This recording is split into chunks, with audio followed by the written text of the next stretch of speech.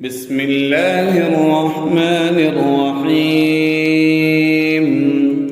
والسماء والطارق وما أدراك ما الطارق النجم الثاقب إن كل نفس لما عليها حافظ فلينظر الإنسان مما خلق من ماء دافق يخرج من بين الصلب والترائب إنه على رجعه لقادر يوم تبلى السرائر فما له من قوة ولا ناصر والسماء ذات الرجع والأرض ذات الصدع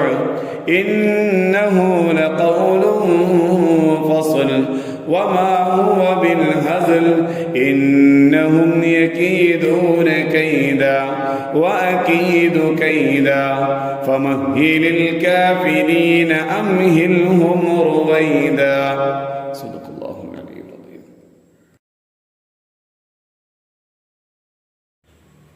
അസ്സലാമു അലൈക്കും വറഹ്മത്തുള്ളാഹി വബറകാതുഹു. ഇന്നത്തെ ക്ലാസ്സിൽ നമ്മൾ ചർച്ച ചെയ്യുന്നത് മദ്ദുകളെ കുറിച്ചാണ്. എന്താണ് മദ്? ഹറക്കത്തിൻ്റെ ശബ്ദത്തെ നീട്ടുന്നതിനാണ് മദ് എന്ന് പറയുന്നത്. നമ്മൾ ഇപ്പോൾ ഏകദേശം 5-6 ക്ലാസ്സുകൾ കഴിഞ്ഞു. സാക്കിനായ നൂനിൻ്റെ നിയമങ്ങൾ, സാക്കിനായ നൂനിൻ്റെയും തെൻവീനിൻ്റെയും നിയമങ്ങൾ പറഞ്ഞു കഴിഞ്ഞു. സാക്കിനായ മീമിൻ്റെ നിയമങ്ങൾ പറഞ്ഞു കഴിഞ്ഞു. ഇനി നമ്മൾ ചർച്ച ചെയ്യുന്നത് മദ്ദുകളെ കുറിച്ചാണ്. എത്ര മദ്ദുകളാണ് ടോട്ടലി ഉള്ളത്? ഫറവിയായ മദ്ദുകൾ 5 എണ്ണമാണ്. എങ്ങനെയാണ് ഈ 5 എണ്ണം ഉണ്ടാകുന്നത് എന്ന് നമുക്ക് ആദ്യം ഒന്ന് നോക്കാം. അതായത് ഈ മദ്ദക്ഷരം അലിഫ് വാവ് യാ എന്നീ നീട്ടാൻ ഉപയോഗിക്കുന്ന അക്ഷരങ്ങൾ, ആ അക്ഷരത്തിന് ശേഷം ഹംസ വന്നാൽ അതിൽ നിന്ന് 2 മദ്ദുകൾ ഉണ്ടാകുന്നുണ്ട്. അതേതൊക്കെയാണ്? മദ് മുത്തസിലും മുൻഫസിലും.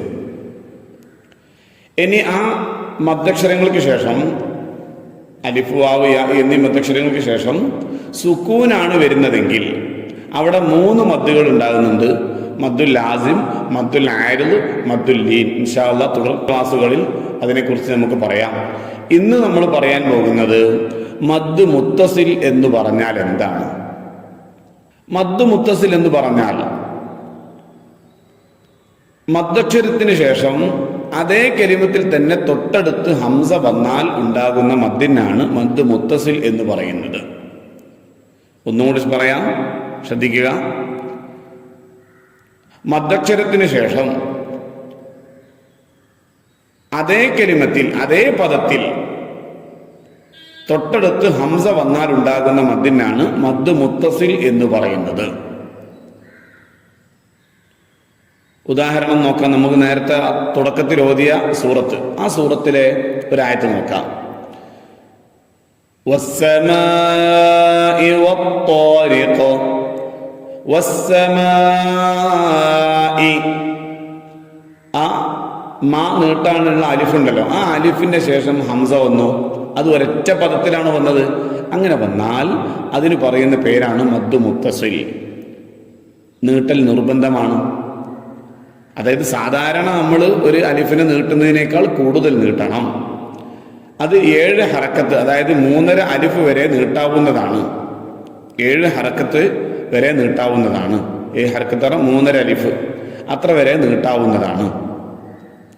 ആ സൂറത്തിൽ തന്നെ മറ്റൊരു ആയത്ത് നോക്കാം. ഖുലിഖ മിൻ മാഇൻ ദാഫിഖ. മാ എന്ന ഒറ്റ പദം, അതിൽ ഹംസ വന്നു. എന്തിന് ശേഷം? മദ്ദക്ഷരത്തിന് ശേഷം. അതുകൊണ്ട് അതിനെ നീട്ടണം, നീട്ടൽ നിർബന്ധമാണ്. അടുത്ത ആയത്ത് നോക്കിയട്ടെ. يخرج من بين الصلب والترائب തറായിബ്, ആ ഒരൊറ്റ പദത്തിൽ മദ്ദക്ഷരത്തിന് ശേഷം ഹംസ വന്നു. അതുകൊണ്ട് ആ മദ്ദിനെ നീട്ടൽ നിർബന്ധമാണ്. അതിന് പറഞ്ഞ പേരാണ് മദ് മുത്തസിൽ.